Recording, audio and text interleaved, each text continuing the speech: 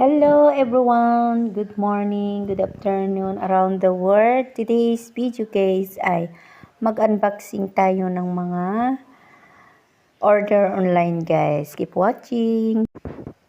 Ayan guys, ang dami-dami nitong order ko. Tingnan ko lang kung satisfied pa ako dito. Yan. Ang una kong bubuksan ay itong pangkayod ng nyug guys. Naisipan kong bumili kasi nahihirapan ako magkayod ng nyug araw-araw kasi nagluluto ako ng kakanin. Kaya buksan natin ito guys. O ayan guys, bubuksan natin ito. Tingnan natin kung tama ba yung nandun sa sa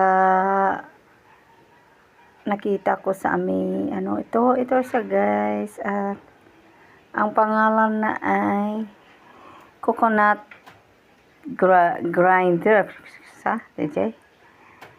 Tapos ang hirap na mabuksan guys. At ito yung itsura, tignan lang natin kung gumana. At ang second natin buksan ay ito, waffle na siya guys, machine. Yung mano-mano siya na waffle machine. Yan. Yan ang kinuha ko kasi dito sa amin sa bundok ay wala namang kuryente, kaya yung mano-mano lang ang in-order ko. Tignan ko kung okay ba siya. Parang maliit kasi ang liit ng karton. Yan. Ito siya guys. Tingnan natin. Pag hindi ako satisfied dito sa mga order ko, hindi na talaga ako order online guys. Ito. Tingnan natin. Yan. Yan sa loob. Parang hindi talaga ako satisfied dito kasi maliit. Gamitin ko nga sa negosyo kung mga kakanin. Yan. O ito guys, yung buksan lang natin kasi mahirap, ang daming balot-balot. Sa karton pa lang guys, maliit na talaga. Ito siya, ang itsura heart. Pero anyway, yung na yan, mano-mano na waffle maker ay okay lang sa akin kasi wala akong naman dito kuryente, kaya okay lang to sa akin, pero masyadong maliit yung in-order ko guys. Ito yung mga niya, ito yung mga instruction niya, ito yung menu, binigyan pa ako ng menu dito sa karton guys. At saka yan, ito yung second na order ko guys na binuksan ko. At ito yung itsura guys. Yan, maliit nga talaga sa personal. Ayan, ang next natin bubuksan guys, yung pangatlong box. Ito ay yung ice box guys. Pero ito, kasi yung kapatid ko kasi yung nag-order dito lahat. Sinend ko lang sa kanya, kaya hindi talaga tama yung mga in-order niya kasi maliit yung ice box. Sa pa lang na dito pa lang sa itsura niya sa nakabalot ay maliit na talaga guys. Kaya ito ay ice box guys. Hindi ko to magagamit. Yung gusto ko kasi malaki. Hindi naman yan tinignan yung size, kaya hindi ko na ito maibalik kasi nandito na ako sa bundok, na i-deliver na dito. Kaya ayan, kinuha ko nung bumaba ako. Kaya kita nyo guys, ang plano ko bakit ako bumili ng ice box guys, yung malaki sana para lagyanan ko na siya ng mga karne, mga kung ano-ano isda, ganyan, pag mag-travel ako papunta sa Cagayan. Ito ay napakaliit guys, 5 lang ito, 5 ang size niya. Yan, kaya maliit, yung ice lang talaga na ice cube ang mailalagay dito. Kaya ay nako, ewan ko lang, hindi ko to gusto guys. Baka hindi ko to magagamit ko lang siguro pag may ice cubes ako na ice. Kaya lang hindi ko gusto guys, hindi ko gusto. Ayan, maliit siya, ayaw ko to. Hindi to yung gusto ko yung malaki. Kasi trina-travel ko, dinadala ko kasi sa pag-travel ko guys. Kaya gusto ko ay malaki. Ito ay maliit lang talaga. Ito ang itsura guys. Anyway, andyan na siya. Kaya wala akong magagawa. O, ayan. Ang itsura. Next, punta na naman tayo sa port box. Ito yung guys, yung steamer naman siya. Akala ko malaki din yung order ko. Ang kapatid ko kasi hindi lang niya tinitignan yung mga size. Kaya ito, maliit naman siya. Kaya meron na akong steamer na single lang siya. Gusto ko kasi yung layer na steamer kasi dami kong linuluto at marami din siyang mailalagay dyan pag malaki. Ito naman yung in-order niya, hindi ko gusto rin kasi maliit masyado. Mas lalong matatagalan yung niluluto ko sa ganito. Maliit. 3 layer din siya, pero maliit lang talaga. Bale, yan, tingnan. Ang liit-liit. Bale, 7 mini cups lang ang mailagay dyan.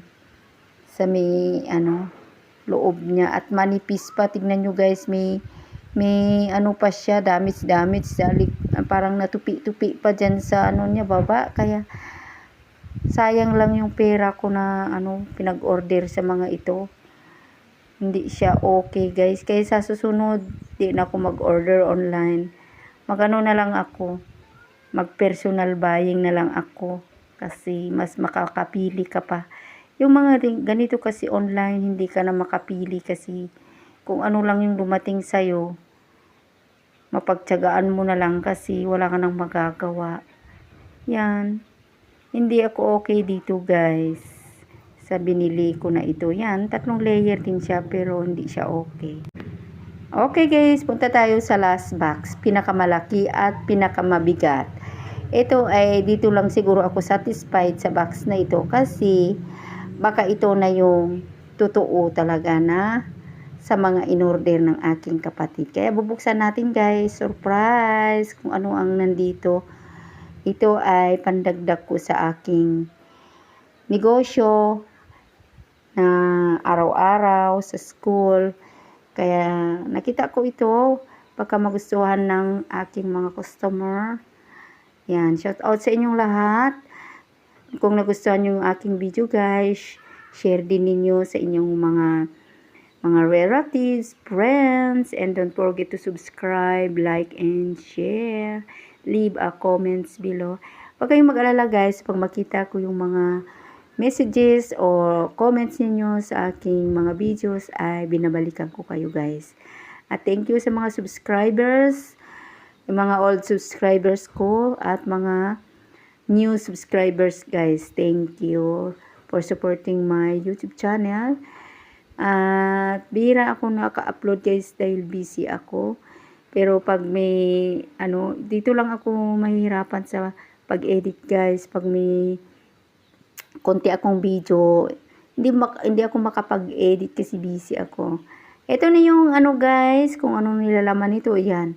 Ito siya. Fujifilm. Yan yung cartoon niya. Hindi naman siya film yung nandun sa loob.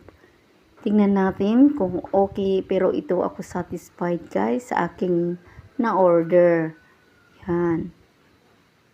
Tagal ko magbukas guys kasi gabi ko ito binubuksan kasi wala akong time sa araw. Kaya buksan ko sa gabi.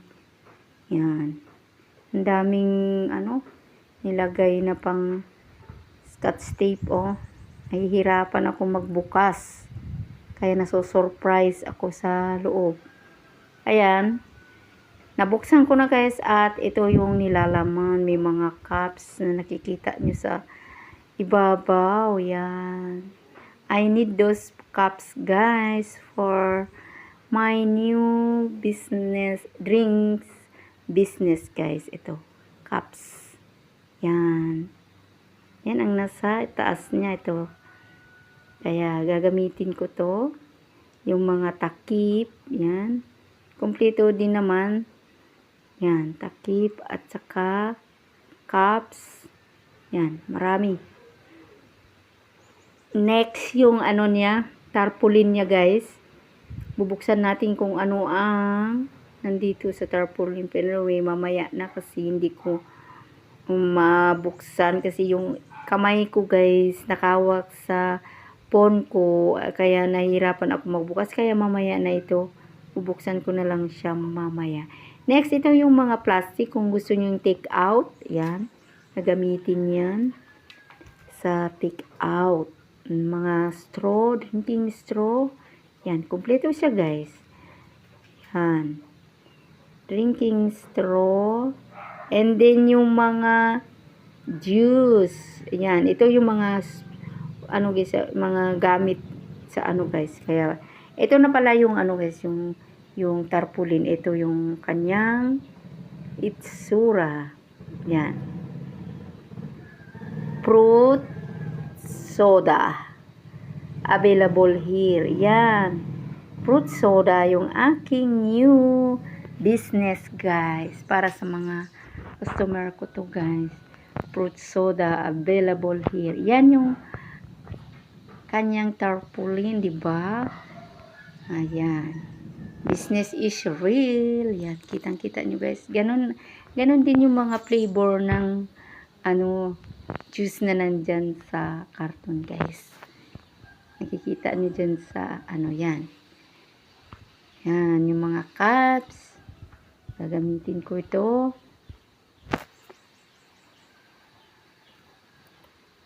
Yan. Tapos, titignan natin yung mga, ano guys, yan. Itabi na lang natin yan. At, ito, buksan natin yung mga iba pang marami kasi itong laman. I-try natin buksan ito, isa. O, ayan. Balot na balot siya guys. Kasi juice ito. Kaya binalot siya ng maigi. Yan. Ano itong first juice na? Ayan. Ito ay strawberry flavor. Yan. Strawberry flavor yung nauna natin binuksan. Kaya yan siya. Syrup yan guys. May ano din yan. Sukat kung magkano ang gagamitin na ihalo sa soda. Yan. Strawberry yung nauna. Next tayo sa isa. Anong flavor kaya ito? Isa. Yan. Buksan muna natin. Tiis-tiis lang sa panonood guys. At ang flavor nito guys ay blueberry. Blueberry naman ito. May panukat din siya dyan guys kung magkano ang ilalagay sa ihahalo sa soda. 4 lang ito lahat. Next, susunod natin bubuksan yung pangatlo na syrup ay ito. Tawag dito ay lychee. Lychee ba yan? Tama ba ako sa pagbasa? Yan. Yan ang isa guys. Pangatlo. Yung next tayo sa pang-apat. Yan. Ito yung pang-apat. Ano kaya ito? Ay okay guys. Ayan. Yung pang-apat na syrup guys ay apple siya. Yan. Next, bubuksan natin itong plastic na ito. Ito ay ano to guys. Yung jelly. Kasama din yan sa mga syrup na yan. Kaya fruit soda nga yung tawag. Yan, ito yung jelly guys. Akala ko doon sa kita ko sa picture is colorful siya. Meron siyang other kulay. Yan. Ito siya, pure white lang naman yung nandito. Wala siyang ibang kulay. Kaya yan. Next, punta naman tayo sa maliit na plastic na to, kung ano yung mga nandito sa loob na to. Kaya bubuksan natin. Yan. Sin natin siya. Ito yung measuring cup niya guys. Kasi kailangan talaga ito para dyan sa syrup. Hindi lang basta-basta gamitin ko. Hindi gagamit ng measuring cup. Kaya meron ito guys. Yan. Diba? Kumpleto lahat. Ito yung kanyang bus. Kaya pala, yan. Ang kanyang measuring bag. Okay guys, ito na lahat yung aking in order at hindi ako talaga satisfied sa mga una kong nabuksan. Ito lang ako satisfied sa huli guys. Thank you guys for watching and see you sa next video. Bye everyone. Keep safe.